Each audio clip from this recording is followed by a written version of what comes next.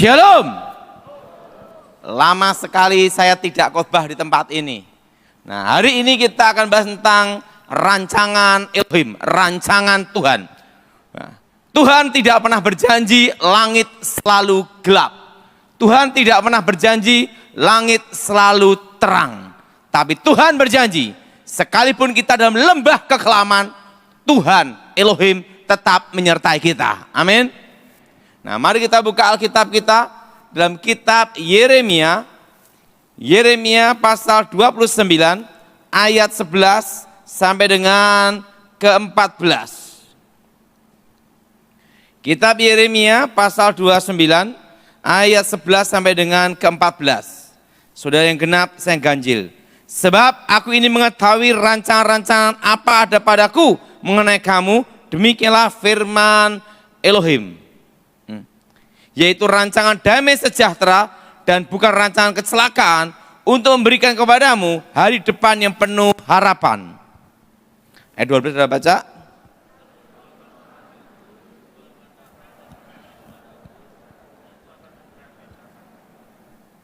Apabila kamu mencari aku, kamu akan menemukan aku. Apabila kamu menanyakan aku dengan segenap hati.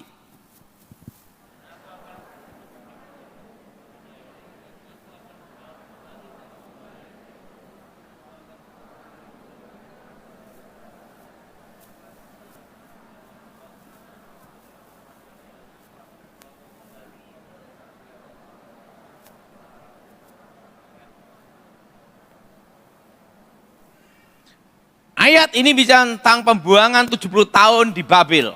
Dan Elohim memulihkan bangsa Israel kembali ke tanah perjanjian. Sedangkan dalam Tuhan dikatakan bahwa rancangan Tuhan, rancangan damai sejahtera, bukan rancangan kecelakaan, untuk memberikan hari depan yang penuh harapan. Dan dikatakan, kalau engkau mencari aku, maka engkau menemukan aku.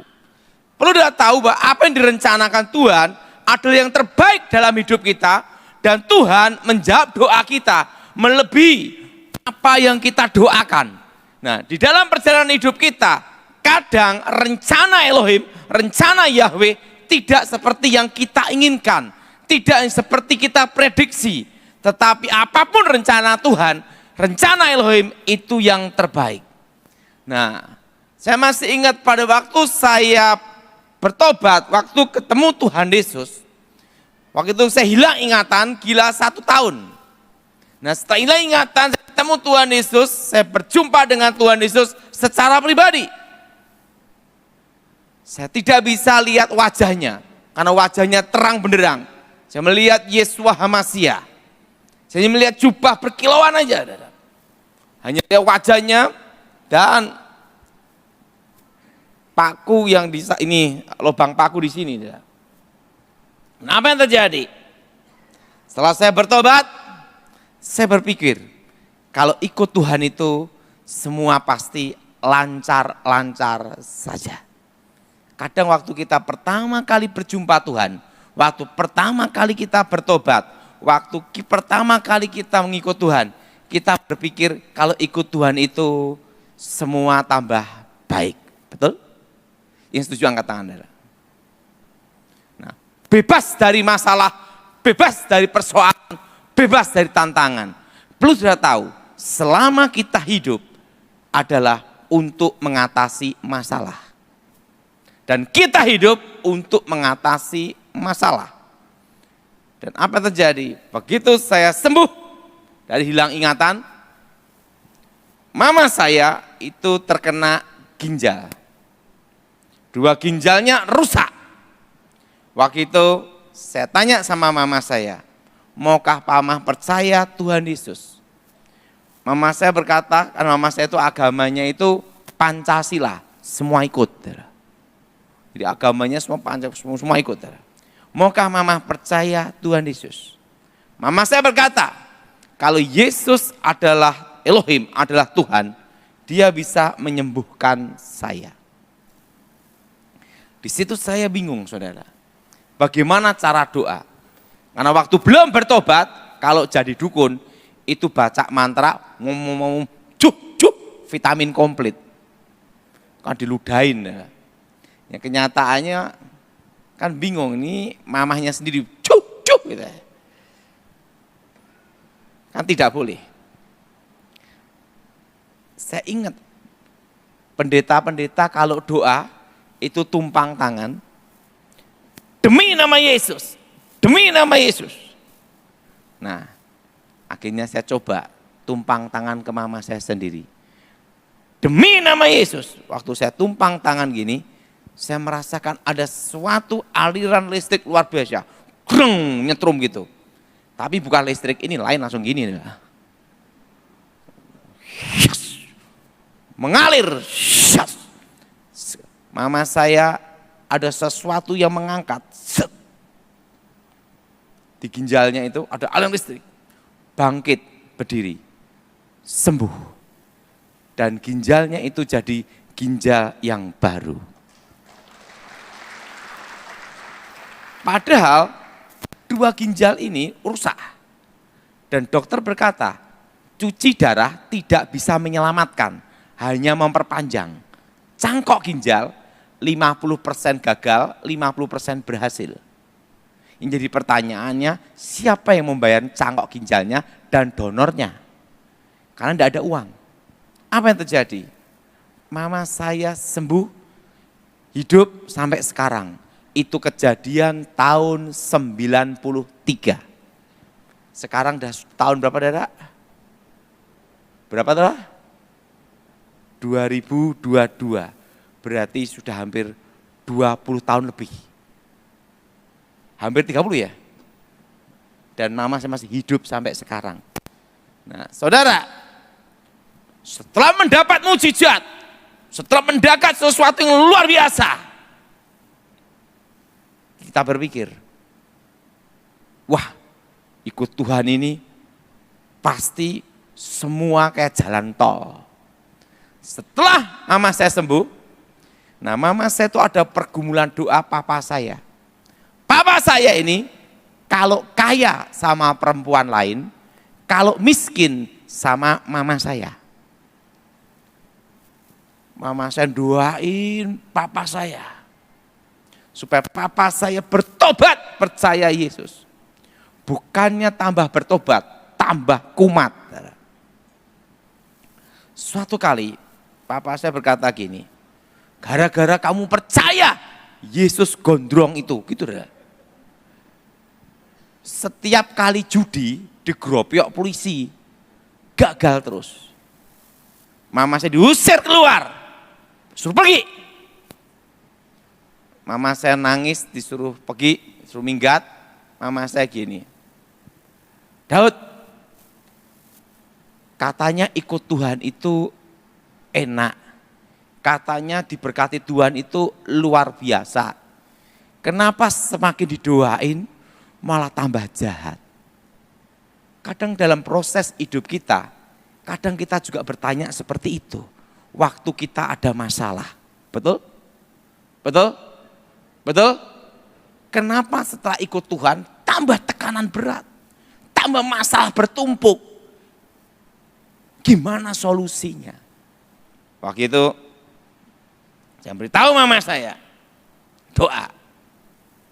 Kira-kira setengah 3 ke jam 3 pagi, ayah saya didatangi seseorang. Tinggi besar. Dan suaranya berkata gini, hai laki-laki yang kelakuannya seperti keledai liar, bertobat ke gereja. Papa saya itu kaki dipegang gini, langsung gini. Dia diem gini, bangun dari tempat tidurnya, dia jalan pincang. Ngajak nyari mama saya, mamahmu mana? Loh katanya papa suruh minggat. Cariin, saya cari ketemu. Ayo kita ke gereja. Loh kenapa? Ini bukan hari Minggu. Di gereja dia doa gini, hei laki-laki tinggi besar, aku sudah ke gereja, jangan diapa-apain lagi gitu. Mama saya tanya, loh ada apa weh? Aku didatengin, seseorang tinggi besar berkata harus ke gereja. Hari itu papa saya bertobat sampai dia meninggal. Tepuk tangan untuk Tuhan kita adalah.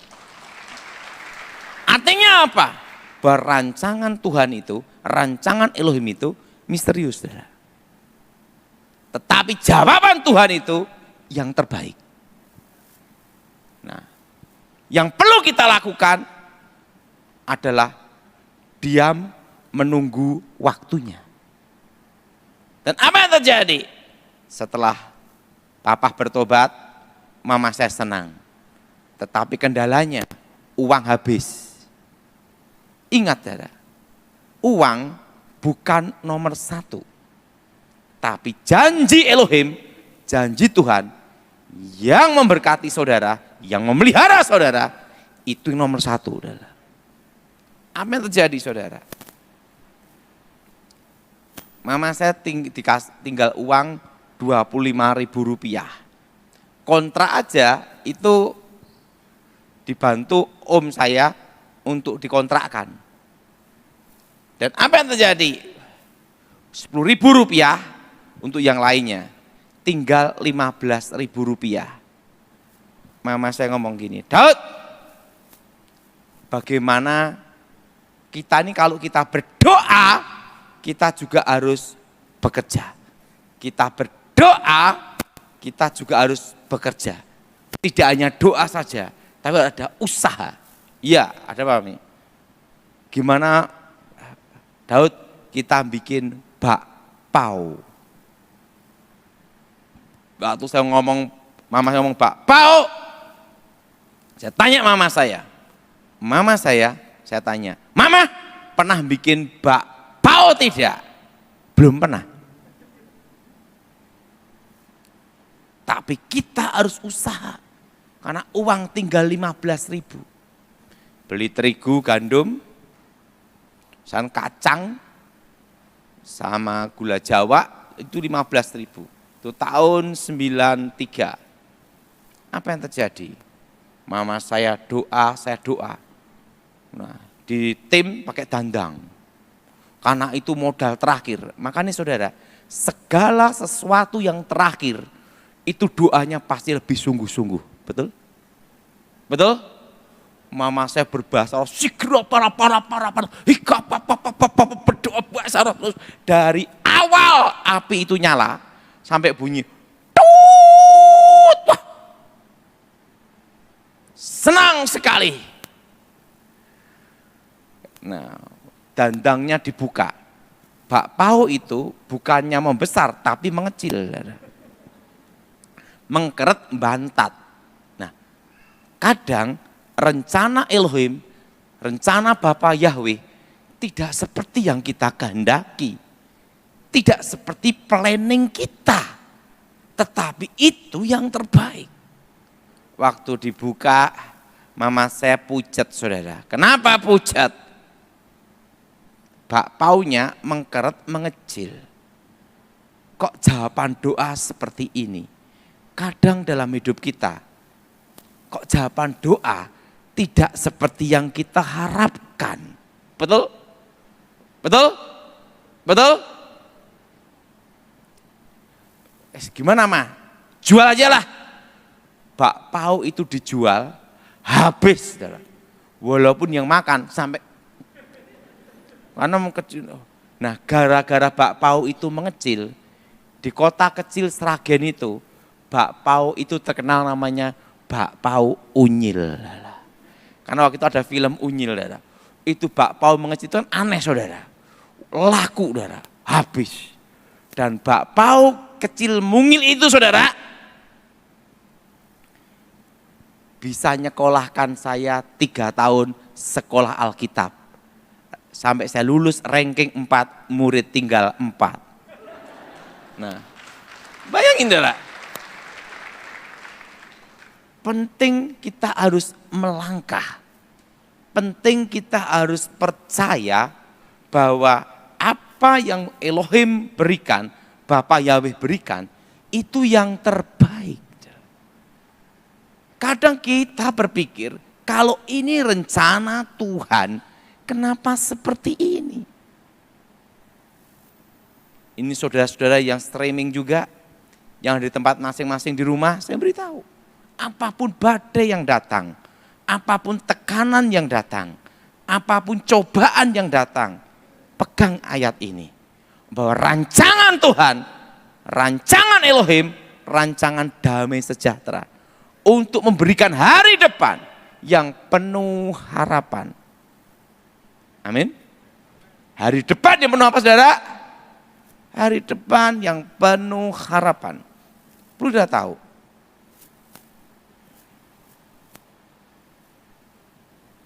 Kira-kira tahun 96-97. Saya mengalami suatu kecelakaan. Duar tabrakan motor sama truk. Ya remuk motornya. Roh saya dibawa ke surga. Di surga itu nama adalah Bapa Yahweh.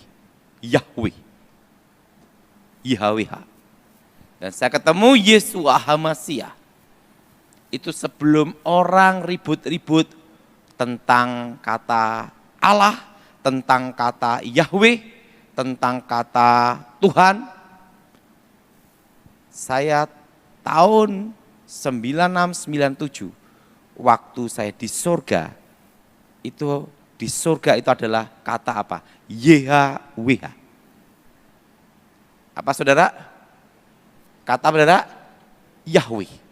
Nah, sejak tahun 96-97, belum banyak orang memulai itu. Sebelum gereja YAS memulai itu, saya doanya dari dulu itu adalah Yahweh. Yeshua HaMashiach. Kenapa? Karena waktu kejadian kecelakaan itu. Nah, tapi saya itu orang yang tidak mau ribut-ribut gitu. Jadi kalau doa sendiri di rumah, Bapak Yahweh. Di gereja yang ikuti gerejanya gitu dah. Karena saya ini pendamai gitu dah. Tidak mau ribut-ribut lah gitu. Karena itu tahun 96-97, belum ada pergerakan itu tuh belum ada. Belum sampai seperti saat ini. Jadi sejak tahun 96-97, itu saya doa itu Yahweh Elohim. Dan Yeshua HaMashiach.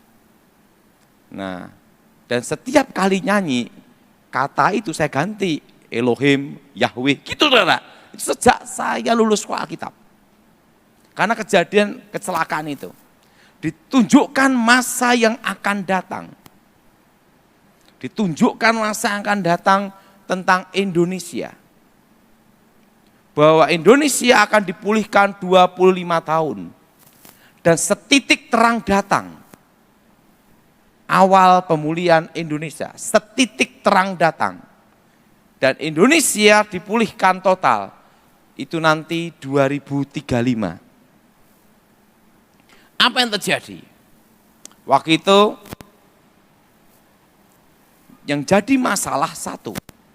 Saya tidak bisa ngomong ke orang banyak. Karena siapa saya? Hanya seorang lulusan sekolah Alkitab setingkat SMA sampai sekarang. Jadi hal itu saya rahasiakan sekali. Saya tidak berani ngomong itu. Tentang pemulihan Indonesia. Apa yang terjadi?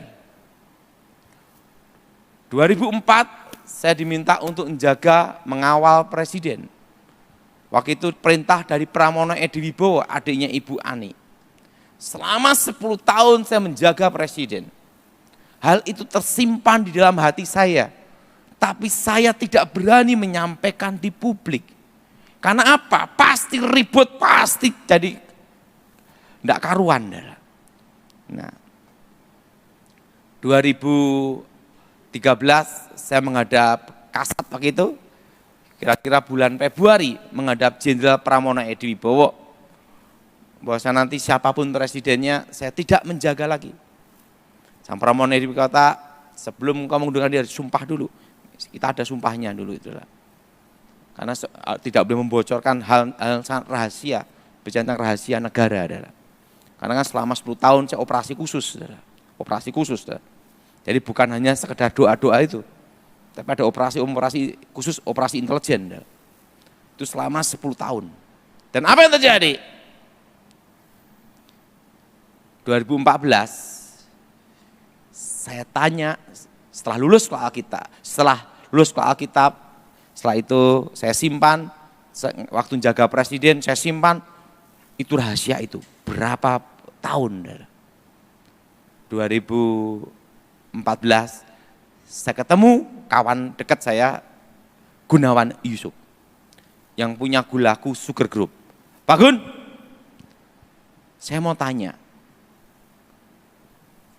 10 tahun lebih saya menyimpan ini terus tentang Indonesia. Coba, dia adalah ahli makroekonomi dan mikroekonomi, dan ahli saham, dan ahli di bidang bursa. Dia ngomong sama saya secara makronya.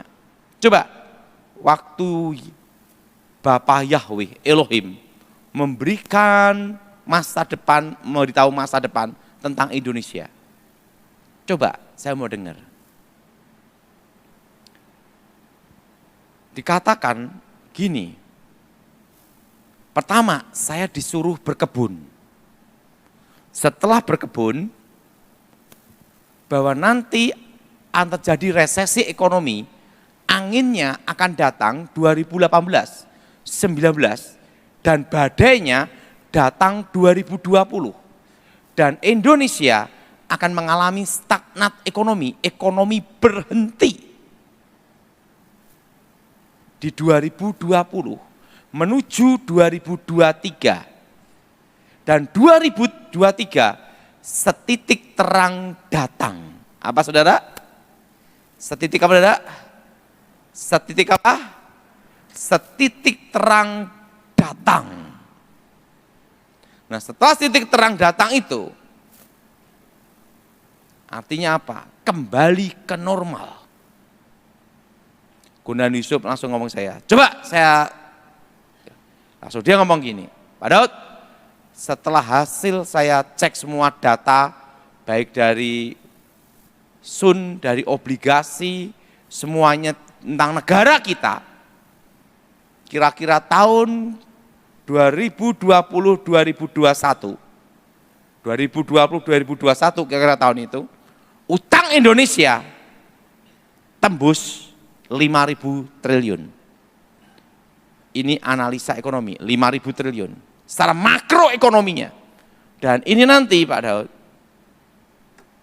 dolar akan tembus 14.000. Ini secara makronya. Dari utang, terusan cadangan devisa, lain-lainnya. Yang jadi pertanyaan Pak Daud, yang bisa membuat stagnat ekonomi, di mana ekonomi itu berhenti bergerak, hanya ada dua. Pertama, terjadi kudeta pemberontakan. Atau kedua, wabah. Saran saya Pak Daud kan jaga presiden, gini, Pak Daud lapor pajak belum? Enggak. Sekarang Pak Daud, satu, uang yang Pak Daud ada, belikan tanah semua, setelah itu teks amnesti, pengampunan pajak, pengampunan cuci dosa. Ya udah, tak beli ke tanah semua, teks amnesti. Jangan 2000 uang tunai lainnya, teks amnesti semua. 2017 Gunawan Yusuf berkata saya, sekarang Pak Daud, setelah teks amnesti, uang yang di laporan itu, beli ke tanah semua, pinggir jalan, semua total di bawah 2.400, 2.500, jangan yang besar-besar. Karena hektaran jualnya susah. Sekalian investasi, Pak Daud tanemin apokat, durian musangking, duri hitam, macam-macam. Oke. Untuk menyongsong tahun awal pemulihan, setitik terang datang. Pulih total 2035. Apa yang terjadi saudara? 2017 saya belikan tanah-tanah ini, sejak 2014 termasuk pernah saya khotbahkan di YHS ini tentang awal pemulihan Indonesia. Waktu itu nama ini masih gereja Betani. Saya masih ingat, angkat tangan coba. Wah, yang lain lali kabeh, lupa. Dan apa yang terjadi? Itu saya khotbahkan itu, udah lama itu.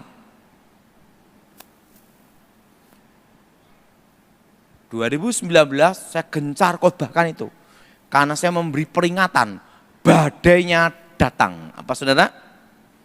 Badainya apa? Badainya datang. Waktu saya memberitahu badainya datang, apa yang terjadi saudara? Pendeta-pendeta nemui Gilbert Lumaindong. Itu awal 2020. Daud itu ngomong, badainya datang 2020. Mana buktinya? Karena pendeta-pendeta itu tidak bisa mencat saya. Kenapa tidak bisa mencat? Karena saya bukan pendeta. Tidak pernah disahkan jadi pendeta dan tidak pernah diangkat jadi pendeta. Jabatan saya itu tidak ada di gereja. Saya jemaat biasa. Tidak bisa jadi pendeta dan tidak bisa mencat pendeta. Ya udah, Gilbert ngomong gini, memang dia bukan pendeta. Karena saya kan hanya jemaat seperti saudara. Apa yang terjadi? Januari, mana buktinya? Gilbert ngomong, kita tunggu Desember 2020. Kalau itu memang pesannya, pasti terjadi. Kalau enggak, Daud nabi palsu. Gitu udah. Januari, Februari, Maret, April, Corona. Mereka yang pendeta-pendeta yang ngomong itu ikut karantina juga. Ekonomi berhenti. Perlu udah tahu bahwa pesannya itu dikatakan jelas akan terjadi namanya krisis pangan. Itu dunia, saudara. Makanya saya siapkan kebun. Kita ada kebun itu 2,5 hektar lebih, hampir 3 hektar. Saudara. Nah, di situ saya tanemin semua. Jadi pada waktu orang itu ngumpet-ngumpet di rumah, dan waktu itu yang sakti itu orang batuk, saudara. Bubar, betul? Betul? Saya punya teman antrian ATM, dia batuk gini. Sepi. Pada lari semua. Dan apa yang terjadi? 2021, 2020, saya ada Zoom meeting itu untuk menyampaikan pesannya. Perlu udah tahu bahwa nanti 2022, waktu itu 2021 saya bicara. Dan saya juga bicara sama Pastor Yusa juga. Bahwa 2022 inflasi. Naik terus selama 5 tahun. Artinya sampai 2026, 2025, 2026. Itu inflasi. Nah, corona itu 5 tahun. Error, menjadi kasus biasa. Dan tahun 2022 kita hidup belajar normal. Dan yang disebut setitik terang itu 2023 kita kembali hidup normal.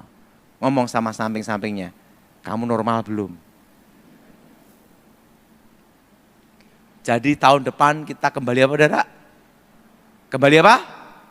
Normal. Itu artinya setitik terang datang. Kita kembali normal. Nah, setelah kembali normal, kan ada proses belajar normal untuk adaptasi semuanya kembali normal. Dan ingat, dan waktu itu 2021 saya sudah memberitahu supaya jangan utang bank. Kalau utang segera dilunasin. Kalau belum bisa bayar, jangan nambah utang. Dan waktu itu 2021 saya sudah memberitahu Pastor Yusa juga dalam Zoom, bahwa nanti BI rate itu nanti akan sampai naik tahun ini, bahkan saya sudah ngomong bulan 9, sekarang udah bulan ini ya, nanti akan 4% atau nanti akhir tahun ini 5%. Dan tahun depan bisa 6, 7, 8%. Kira-kira itu adalah BI rate ya, bukan debitur ini adalah. Dan itu akan terjadi sampai 5 tahun. Dan perlu tahu, selama 2 tahun dari tahun ini sampai tahun depan, keadaan kita tidak jauh beda seperti ini. Makanya selama 2 tahun ini, jangan ada pengembangan bisnis. Dan resesi ekonomi nanti, puncaknya itu ada di tahun 2024. Tahun berapa, Saudara? Tahun apa, Saudara? Jadi 2 tahun, 2022, 2023, 2024. Pertengahan kan dimulainya, Saudara. Dan perlu Saudara tahu, kita sebagai anak Tuhan, percaya Tuhan pelihara kita di masa susah. Dan saudara yang gimana cara menghadapinya? Saudara pegang rupiah secukupnya saja, jangan terlalu banyak. Untuk hidup sehari-hari, untuk transaksi. Karena transaksi kita rupiah. Nah, begitu ada keuntungan, langsung belikan barang. Barangnya apa? Barang dagangan saudara, saudara bisnis apa terserah. Penting bisa muter. Nah, supaya apa? Perputaran. Karena kondisi seperti ini, itu 2 tahun lagi, baru kita akan mulai ada pergerakan. 2024 itu adalah puncaknya resesi ekonomi. Jelas?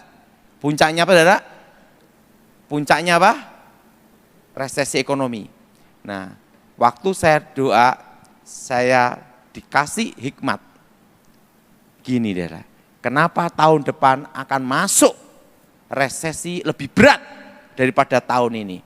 Pertama, pajak diperketat. Betul? Betul? Pajak dinaikkan. Kedua, inflasi. Dunia, harga-harga naik, yang tidak naik harga diri. Betul? Betul? Betul? Betul? Makanya saya beritahu, pegang rupiah secukupnya. Begitu ada keuntungan, beli ke barang. Belikan apa, Saudara? Belikan apa? Barang. Yang ketiga, ini yang penting Saudara, UMR pasti minta naik. Udah pajak, kedua inflasi, ketiga UMR naik. Betul? Betul? Betul? Dan keempat, Indonesia nanti akan mengalami apa? Stuck. Tetapi ingat, ekonomi tetap bergerak tapi lambat. Stagflasi namanya. Tapi ekonomi bergerak. Kondisi seperti ini sampai 2 tahun. Nah, kalau saudara utang bank, pikirkan itu. Kecuali bisnis batu bara atau nikel, itu lain cerita. Adalah. Ini yang untuk industri dan tekstil lainnya. Ingat, Saudara, keempat ini. Dan perlu sudah tahu, tahun politik. Capres, cawapres. Penjatuhan utang luar negeri. Kan setiap tahun ada. Ini semua. Dolar nanti juga gimana, pergerakan semua. Jadi perlu sudah tahu. Hal ini akan terjadi selama 2 tahun. Puncaknya tahun berapa, Saudara? Nah, ada yang tanya sama saya, Pak, properti naiknya kapan? Tahun ini gini, kan remuk, Saudara, daya beli masyarakat turun. Properti itu akan mulai naik dan langsung naik, Saudara. Itu di 2026-2027. Semua bisnis properti harus ingat saya untuk ngasih komisi. 2000 berapa, Saudara? 2026, 2027. Artinya apa? Semua mulai bergerak. 2024, pergantian presiden, masa transisi. Jadi disitulah saya baru mengerti pesan tahun 1997 itu, akan terjadi itu. Jadi jemaat IHS sudah tahu bocorannya. Jadi nanti kita di surga hanya ada satu kata, Bapa Yahweh. dan Yeshua HaMasyiah. Tidak ada yang lain. Dan sekarang sudah harus mengerti, kita siapkan menyongsong tahun depan. Dengan tenang ku nantikan hari kesusahan itu. Dengan tenang ku nantikan apa saudara? Hari kesusahan itu. Dan kita percaya Tuhan Elohim, Bapa Yahweh memelihara kita di masa yang susah, di masa yang sulit. Dan saya sudah tahun 2020, bahkan di Zoom meeting semua saya beritahu sama Pastor Yusa bahwa semua berkebun. Siapa yang masih ingat pesan saya untuk berkebun, angkat tangan coba. Nah, Pak, yang tanahnya tidak luas gimana? Di rumah pakai polybag. Cabai, kangkung, pokoknya semua sayur buah-buahan sudah tanam. Karena apa? Ingat, saya beritahu tentang masa depan yang akan terjadi. Itu pesannya tahun 97. Itu 97 deh. 1997, berapa puluh tahun lalu. Ingat saudara, 15 tahun lagi, nanti banyak orang akan pindah dari luar negeri, di berbagai tempat di luar negeri, untuk mencari tempat 2 musim. Yaitu yang ada garis khatulistiwa. Karena pemanasan global dan lainnya, Susan, kita lihat aja tentang perang juga. Di situ akan banyak orang akan mencari negara-negara 2 musim, kemarau dan hujan. Dan khatulistiwa itu kan ada di Indonesia, Malaysia, Thailand. Pokoknya nanti akan banyak yang akan datang ke situ. Dan saudara, kenapa properti akan naik 2026-2027? Karena nanti banyak investasi ke negara-negara yang dilalui garis khatulistiwa dan 2 musim. Jadi saudara, dalam kondisi apapun, susah apapun, jangan khawatir. Bapa Yahweh memelihara kita. Yang perlu kita siapkan adalah menyongsong hari kesusahan itu. Pak, nyongsong susah ini yang susah Pak. Ini aja udah susah Pak, gimana tahun depan? Ingat, rancangan Elohim memberikan hari depan yang penuh harapan. Apapun badai, apapun tantangan, yang tidak boleh hilang dalam hidupmu adalah satu, harapan. Kalau orang sudah hilang harapan, itu 4S. Sedih, stres, stroke, selesai. Jadi saudara, kuatkan hatimu, percaya firman Bapa Yahweh, percaya bahwa Elohim, Yahweh memelihara kita di tengah-tengah masa sulit, di tengah-tengah masa susah. Engkau disertai Bapa Yahweh. Mari kita berdoa. Ingat, Corona ini nanti 2025 kasus dari kasus biasa. Error puncaknya. Di bawah 10 tahun, di atas 5 tahun. Tapi inflasi itu 5 tahun. Kita doa, aku mohon kuasa Bapa Yahweh melindungi kami semua. Bebaskan kami dari yang jahat, bebas dari kegelapan. Kuasa Bapa Yahweh melawat kami semua, berkati firman Elohim.